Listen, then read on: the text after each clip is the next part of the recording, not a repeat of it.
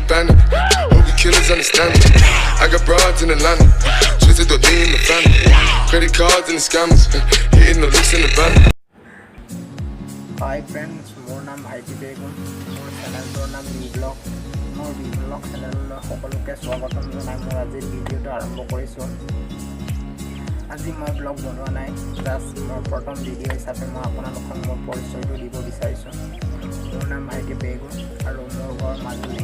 মই বৰ্তমান গুৱাহাটীত আছোঁ আৰু আজিৰ পৰা গুৱাহাটীত লকডাউন আৰম্ভ হৈছে।